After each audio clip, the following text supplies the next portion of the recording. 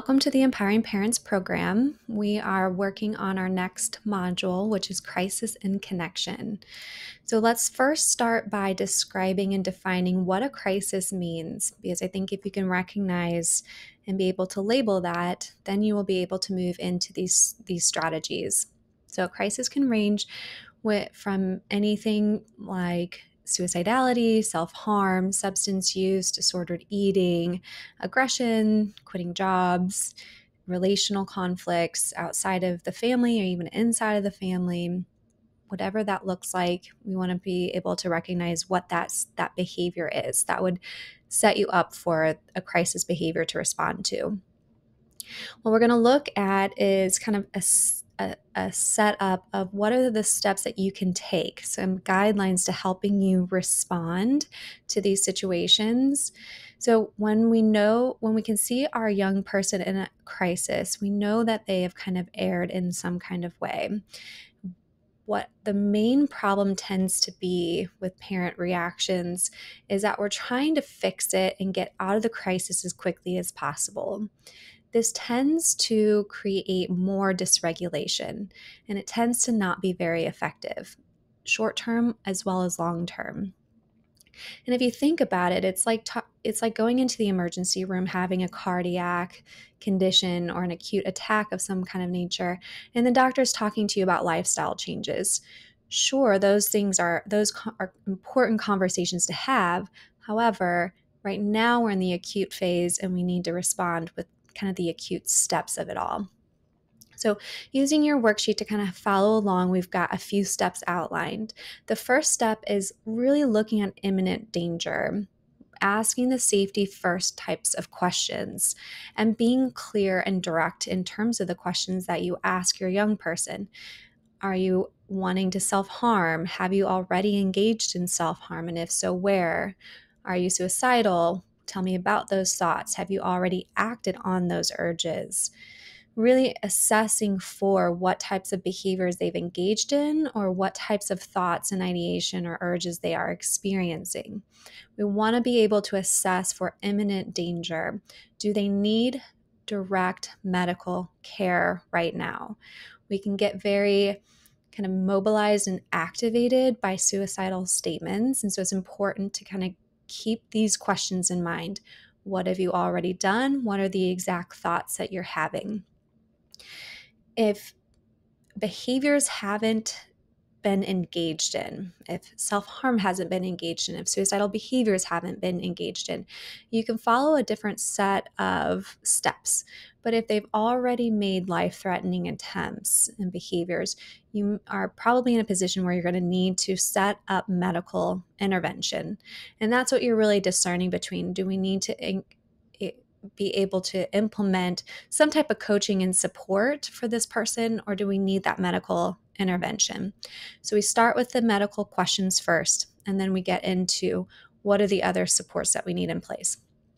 It's really important while they're making these threats and statements that you're responding in a non-judgmental and a matter-of-fact way while still remaining connected to them.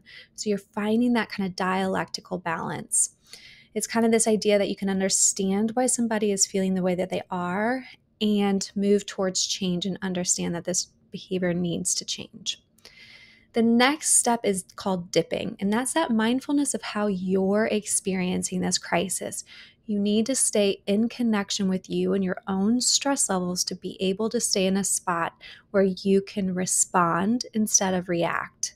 So really keep an eye out for those anchor points for yourself. The third step is responding to their pain, but only with basic levels of validation. We're going to get into that a little bit later. Kind of that brief validation of, I can see that you're in a lot of pain and distress right now. Again, kind of staying a little bit more matter of fact and neutral in that kind of validation. The next step is offering skills or things to do to help regulate the crises and the dysregulation. Offering them skills or asking them what kind of skills usually help when they are experiencing these thoughts and feelings. The last step is validating what's valid, finding that kernel of truth in terms of What do you want to respond to in kind of the sea of invalidity? There may be a lot of dysfunction that you're recognizing, and you might have to search for what is valid. Where are the valid parts? The last step, of course, is going to be how do you take care of you after your body and your mind experiences this crisis along with your young person? You need to come back to making sure that you're taking care of yourself. So let's kind of break this down. The first step is assessing for medical attention. We want to help connect them with medical attention as needed. If the threat is not imminent, then we want to proceed with the rest of the steps.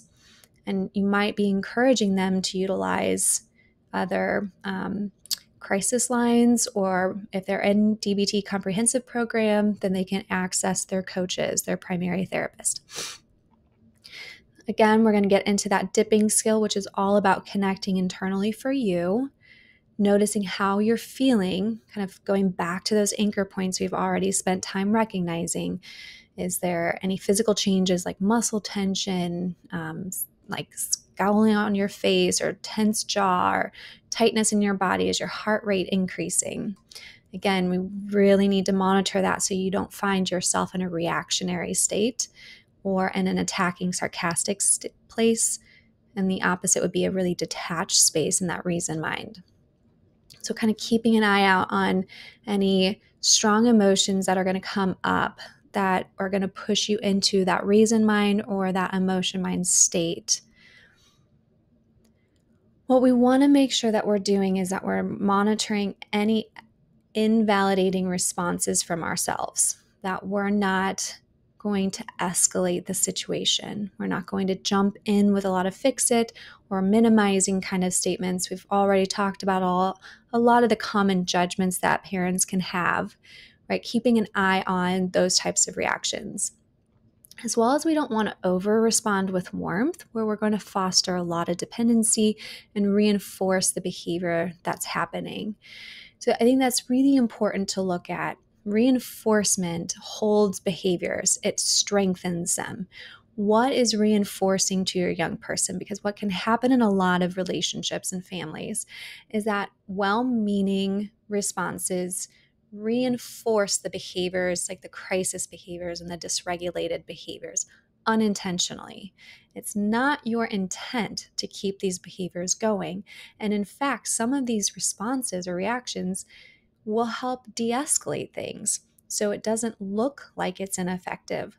However, in the long run, it can really strengthen and maintain those types of dysregulation behaviors at home and in your young person. And so we're looking at finding that balance of how do I give just enough validation where I'm acknowledging the pain and the distress and the urges and saying, I get it, it makes sense, while also moving them into being able to regulate themselves to be able to get to a space where they can problem solve. So kind of keeping in mind, where might I reinforce this behavior? How do I shift into more balanced responses so that I can have just enough validation and acknowledgement of the pain and the distress, while also moving them into self-regulation and problem solving? Let's look at skills, offering skills. Sometimes they have a difficult time recognizing what skills they can access. When brains become very dysregulated and overwhelmed by strong emotion, it becomes very hard to process information coming in at that point. And that is also a main reason as to why we're not going to jump into problem solving strategies while we're in the middle of crises, but really encouraging the skills use. So asking what skills they can use. And if they don't know any, maybe you hand them over a few skills that you've already been practicing to help reduce the intensity of what they're feeling. Maybe you model the behavior of practicing skills, saying, you know what? I am feeling pretty overwhelmed in this moment. I'm going to sit here and I'm going to use a little bit of paced breathing. Or my emotions are getting pretty strong too. I'm going to take care of that by holding some ice for a few minutes. You are welcome to join me if you'd like. I'll set a couple ice packs out. Grab it if you would like to, right? So not forcing them to practice skills, but really modeling emotion regulation at home and in that context. So let's look at validating the valid. This requires a ton of practice because what happens is we get really focused on what's dysfunctional and we want those things to change. And I'm not disagreeing. I'm just saying it has a time and a place for that part of it. When someone's making certain threats, we tend to get activated and lost in that threat that we have a hard time kind of staying in the context of things. So making sure you're not validating the suicidal thinking and the self-harm behaviors, but really looking at the emotion component, that maybe that overwhelm makes sense. Maybe the disappointment makes sense. And we're going to spend a lot more time covering what validation is, but just trying to practice some validation of what is valid kind of gives you a different lens to take on. So let's practice. We've got 2 scenarios that we're going to work on this worksheet. One example is that Callie comes home upset from class. She's had a long day and is exhausted by finals week. She had agreed to help you clean up the house last week, and today was going to be the day. She comes home and says, "I'm exhausted. My brain is saturated and I cannot think anymore. I need to take a nap." The parent's response is, "No, you need to clean the house. You agreed to this a week ago." Kelly blows up suddenly, which is that emotional reactivity, and says, "No, I can't do it. And if you make me, I'm going to kill myself." So let's take a look at answering a few questions. What was Kelly's threat trying to do? What was the goal of it? Because we don't want to plug in those judgments. We already know at this point, manipulation is not the answer.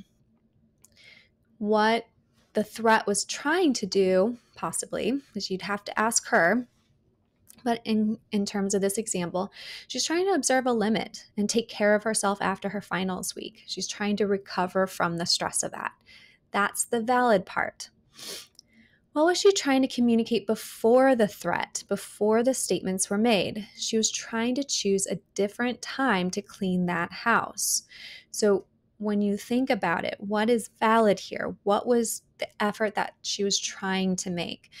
When we have kids and teens and young adults with emotion dysregulation, they are not very skilled with their interpersonal effectiveness strategies. So if we think back to what like the deer man skill is, when they're overwhelmed and taxed in certain ways, they may not be able to access certain skills that they even already have. You might be able to see them use like a deer man or a give or a fast and other interpersonal skills in other scenarios to where maybe they have less stress that they're experiencing.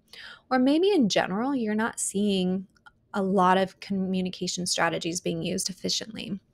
And so we want to try to keep an eye out for that. And we want to help them model those communication strategies at that time.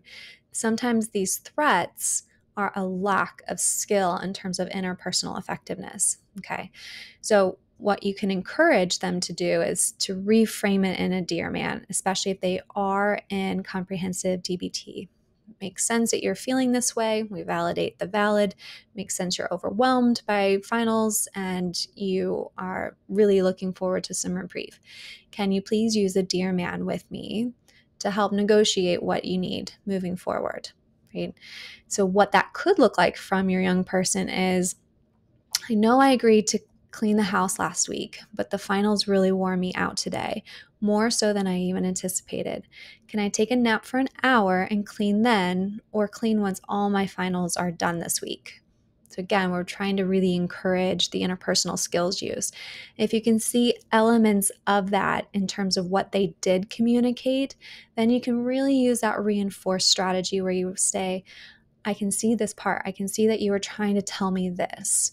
Can you also negotiate with me with what you need moving forward? Right? So what works best for the long run as well as the short term is that we're going to reinforce skills use, even if they don't completely approach it successfully. Right? And that's called shaping. Shaping behaviors is where we see elements of something and we say, I acknowledge this and I appreciate that part. And then you kind of dialectically balance it and say, and I think you're missing a part as well. Can you still negotiate with me? What would be the plan moving forward? The last part is validating the experience without validating the dysfunctionality of it. So let's look at Tony's scenario. Tony doesn't have enough money to pay his gas and to get to and from work. He tells you, I can't get to work this week because I don't have any money left because I keep screwing everything up. I should just hang myself and get it over with. So let's look at what was Tony's threat trying to do. He was trying to say he feels out of control of his spending and feels like a failure. He's also trying to say he feels hopeless about his future, right? He's trying to say all these things behind the threat. And that's where we have to take a different lens on as parents in terms of what is this threat trying to communicate? And can we cue more into that rather than the threat itself? Now, I'm going to reiterate that our first step is making sure there is an imminent danger. We want to always make sure the person is safe as is right now and that they don't have plans and means to being able to engage in that behavior. But we also want to look at what is being communicated or what's the effort in terms of what they're trying to communicate. What was he trying to communicate prior to the threat? He was trying to say he needs money to get to work, which also sounds like it is a priority to get to work. So let's look at one of the behavior patterns that we know happens with emotion dysregulation. It's called active passivity. We also call this desperate behaviors. Oftentimes when people have emotion dysregulation, they experience overwhelm differently than people without emotion dysregulation. They can become so overwhelmed with emotions like fear, sadness, hopelessness, and helplessness that they actually give up problem-solving strategies and they rely on drastic ways to resolve the problem. That is problematic because it can work. I'm so activated by this threat of suicidality or self-harm that I'm going to give you the money. We want to not respond and reinforce the threat and the statement being made. We want to encourage effective communication surrounding what is needed. So instead of coming to you and saying what you'd want them to come to you and say is that use that Dear Man format. I spent the money. I had budgeted for gas for the week. I have to work 3 days this week and I need $30 to cover a tank of gas. Could you give me $30 so I can keep getting to work? I will stick to my budget plan next week and I will pay you back when I get paid again next week, right? So that we're looking at really encouraging that Dear Man response. And again, you can try to elicit that. Okay, let's move past the threat. What do you need? Let's try to repeat that. How can you respond to this situation that would allow an opportunity for a skillful behavior? So again, we're going to start with validation. Sounds like you're feeling defeated right now. It sounds like you're feeling overwhelmed. It sounds like you're experiencing a lot of pressure, whatever one you want to go with. And then ask the question, what do you need right now? Get them to move into problem-solving communication with you outside of threats. We really want to promote active problem solving and we want to reduce the active passivity. That will help them in the long term so that they're communicating their distress a lot more efficiently and we're letting go or minimizing a lot of that being taken care of during a moment of crises. It could be a very easy scenario where you just give the $30. However, if you do that without offering changes in terms of the communication, that can reinforce that type of threat and that type of communication. And sometimes the behaviors if they're being engaged in. So again, we don't want to take care of our young person during crisis. We want to take care for him, really move them towards their skillful behavior. Okay. We validate what's valid. It sounds overwhelming. It sounds like a lot of pressure. It sounds really discouraging with budgeting and move them into that problem-solving approach. At the end of all of these crises, our nervous systems get really activated by these types of statements and these types of situations. Some of them can be shorter and some of them can be longer time frames. Regardless, it can be very overwhelming and taxing. You need to be able to take care of yourself and recuperate from each of these crises so you don't end up in the same crises pattern, that unrelenting crises, where it's not about how many crises there are, and I say that with a grain of salt, but really it speaks to your resilience as a parent and as a human. When we get into that crises pattern, we tend to lessen our resilience, which makes us more reactive to each crisis that occurs. What you need is to put as much into yourself, back into yourself to help you recover, so you're not as vulnerable to the next moment or the next crisis that's going to occur. While I know that there are so much crises that happen, it makes it really tough and challenging to figure out how to set time for yourself. But try to think in terms of like, what are some small, simple strategies that I can accumulate throughout the day? And that's going to really benefit your nervous system in terms of recovering from the crises that's happening.